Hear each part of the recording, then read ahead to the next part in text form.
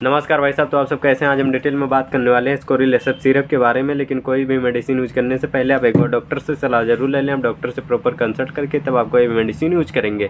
तो चलते हैं हम इसके यूजेज के बारे में बात कर लेते हैं। स्कोरिल एसएफ सिरप का यूज के बारे में बात कर लें तो इसका यूज जो रहता है वो प्रोडक्टिव कफ में दिया जाता है, यानी जिनको खांसी के साथ बलगम आता है या कह दें तो कक के साथ कक विथ म्यूकस अगर प्रोडक्शन हो रहा है तो उस समय ये दिया जाता है, यानी जिनको खांसी के साथ में बलगम आता है उन्हें दिया जाता है। और सांस लेने में अगर दिक्कत होती है तो 3 कंडीशन में ये सिरप स्कोरिल एसएफ दिया जाता है।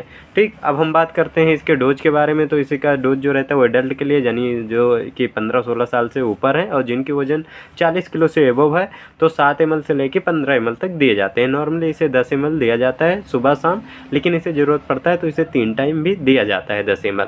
अब इसकी हम बात कर लेते हैं MRP तो 161 रुपये है। ठीक, और ये 100 ml का है। अब चलते हैं हम इसका कंपोजिशन का बात कर लेते हैं, कंपोजिशन के साथ में फंक्शन का।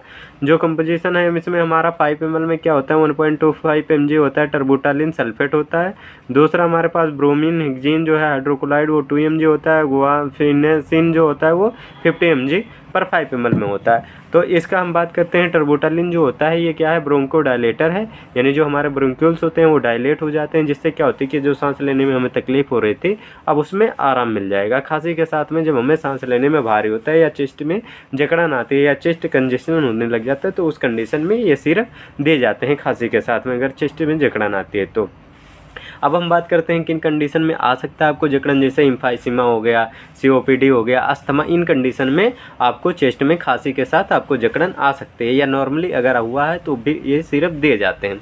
अब दूसरा हमारे पास जो है ब्रोम हेक्जीन जो है ये क्या काम करता है, ब्रोम हेक्जीन हाइड्रोक्लोराइड ये म्यूकोलाइटिक एजेंट है, यानी जो हमारे म्यूकस हैं उसको क्या कर देगा, ब्रेक डाउन करेगा और उसको लूज करेगा, जिससे क्या होगा कि जो हमारे सीलिया सेल्स होते हैं वो म्यूकस को क्या करें ऊपर ला के और बाहर निकाल दें। जब आपको खांसी आए तो उस खांसी के थ्रू क्या हो बलगम बाहर आ जाए, फ्लेगम, ठीक, और लूज हो जाते हैं। अब ये जो है गुआफिनेसिन जो है ये एक्सपेक्टोरेंट है, इसका काम जो रहता है वो क्या करता है ये लूज कर देता है किसको, जो हमारे क्या होते हैं कि म्यूकस जो है उसको लूज करता है, और साथ में एक काम और करता है कि आपको खांसी जो रहेगा वो बार बार थोड़ा थोड़ा आता रहेगा, जिससे क्या होगी कि जो हमारे म्यूकस का प्रोडक्शन ज़्यादा हुआ था अब वो कम हो जाएगा।